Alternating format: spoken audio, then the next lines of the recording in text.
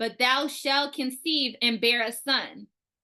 So back then, when it came to women, one of the biggest curses for women back then was if they did not have children. Like that was so significant. And what we have to remember about back then is securing your children, securing your man, securing marriage, securing your legacy was so important. I know a lot of us now, like we're one and done. Okay. Like I had one baby and I'm out of here, right? Or whatever, right? But back then it was so important. And as we read the Bible and study these women, for the women that could not bear children, it was like a big Oh, look at Ariam. what? Go ahead and mute your line, Cherish. It looked crazy. Okay, it was crazy if you cannot bear children. Verse 4. Now therefore beware, I pray thee, and drink not wine nor strong drink, or eat not any unclean thing. So right now we have an angel, okay? An angel metaphysically means light, okay? We have a light sharing with a woman, hey, don't drink any wine, don't drink any strong drinks, and don't eat anything unclean. And we have to remember in this story, and we're only in verse 4, she has not bared a baby yet, but this angel said that she's about to have a son.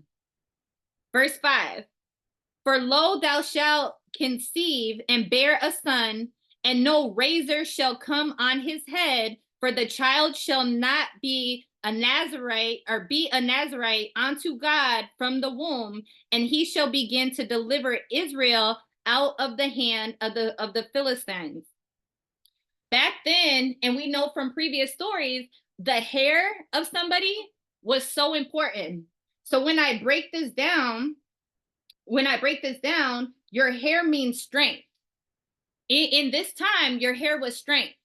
And right now we have an angel for women, which is intuition or your internal GPS, right? Letting us know, hey, you're about to bear a son and his hair will not be cut. So we have to look at that like, hey, his hair will not be cut. He must be somebody very, very important. Because we know from previous stories in the Bible that cutting your hair could take your life away.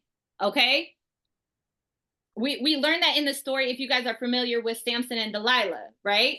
That story, well, that's another study. But what I'm saying is that we have to, these are significant things that we have to look through as we're going through the story. This is, your hair is a direct connection to God. Verse 6. Then the woman came and told her husband, saying, a man of God came unto me, and he was like the countenance of an angel of God, very terrible. But I asked him not whereas he was, neither told me his name. So this woman is telling Manoah, her husband, that an angel came and told her that she's about to have a baby. But he said unto me, behold, thou shall conceive and bear a son. And now drink no wine, nor strong drink, neither eat any unclean thing, for the child shall be a Nazarite to God from the womb to the day of his death. So now, what do you guys believe? We start to see repetition, right? This angel is saying multiple times, hey, don't eat this, don't be this, don't be this. And then again, it's only the woman who has seen this angel. She's told her husband about it, but it's only the woman who has seen this angel. So when I was studying this, I'm like, ooh, that's the power of her belief. Okay. We see the similar story with Yeshua and Mary, right? Verse 8. Then Manoah entreated the Lord and said, oh my Lord, let the man of God, which thou didst send, come again unto us and teach us what we shall do onto the child that shall be born. So who of us deal with men? It's like sometimes they don't believe us at first.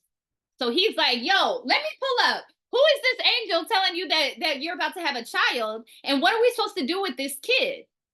So right now, you guys, we have to break this down. If we took out the characters of the story, right?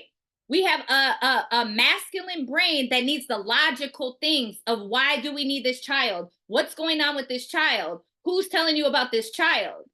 And then us that operate in our feminine, the right side of the brain, the creativity, the intuition, right? She's saying, hey, an angel, a light told me that I'm about to have a son. And we have her husband like, no, no, no, no, no. Let me pull up. Let me see who you talking about. What are we going to do with this son? Okay. So when I look at that, we have to understand as women, we're always enlightened first. Have we ever been somewhere and it's like, ooh, I knew that was gonna happen? Or like us on here that have a husband or a man, we might be like, ooh, I tried to tell my husband, but he still went and did this, right? This is what we're seeing in the story. This is what we're seeing in the story.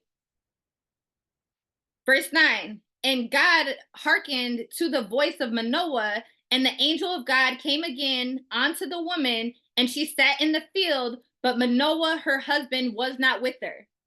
So here we got the angel coming again. She's by herself. We got the angel coming again. And the woman made haste and ran and showed her husband and said unto him, behold, the man hath appeared unto me that came unto me the other day. And Manoah arose and went after his wife. So now he's like, let me see this for myself. Okay, let me see this for myself. Queen, you keep going to Home Depot, but let me come with you because you keep getting the wrong thing. I don't believe you, right? Like he's like, yo, let me pull up. So now that she's in the field with this light, with this angel, and giving her the game, yo, you're about to have a son. He's like, yo, I'm on the way. I'm coming with you. He's now leading into her belief. Like, yo, let me go see this for myself, right? And Manoah arose and went with his wife and came unto the man and said unto him, art thou the man that speaketh unto the woman? And he said, I am. And Manoah said, now let thy words come to pass. How shall we order the child, and how shall we do unto him? With the logical brain, the man is asking again, what should we do with this child? What are we doing with this child? Why are we having a child? Right? And the angel of the Lord said unto Manoah, of all that I said unto the woman, let her be aware. Yeah, right now, we have to understand that the angel is like, yo, I told your wife what was going on. He's not even sharing with Manoah what's going on. He's not even sharing with him about who he is. He's not sharing with him about what he said. And he's stern on that. He says, of all I said unto the woman, let her beware. Only she needs to know what's going on. So how many times are you guys in life, your intuition is working for you? You as a woman, your internal GPS is working for you. It's telling you what to do. It's telling you what not to do, right? But we want to go check with our friends, or we want to go check with our man, or we want to call our mom, or we want to hit up our homegirl, right? We always want to do that. But even in this, the light, the angel, straight from God, who's telling you about to have a baby, even when the other people are coming, the husband is coming, her probably most important person, right, is here. And he's like, yo, I told your wife what to do. Just trust her. Like she knows what to do. And we see that he repeated multiple times, don't drink this wine, don't have no strong drinks, and then eat like this or be like this, right? So again, we have a husband who's not even trusting his wife of what the angel said to him. I'm sorry, what the angel said to her. Verse 14, she may not eat of anything that cometh from a vine, neither let her drink wine or strong drink, nor eat any unclean thing. All that I commanded her, let her observe. Again, the angel with the same message, running the play. Husband, you don't need to know what's going on. Trust your wife. So sometimes, you guys, if this is not about a husband and a wife, this is about your right side and your left side. This is about your feminine and your masculine. Sometimes as women, we just need to operate in our feminine energy. We don't have to be out here so logical, trying to figure out what's really good. Get in flow. I'm somebody who's always in flow. I just believe in being in flow. I'm on the path of the least resistance, right? I used to be a boss, money only, what we doing? If it don't make money, it don't make sense, right? I used to be like, yo, where are we going? Why? What's the outcome of this?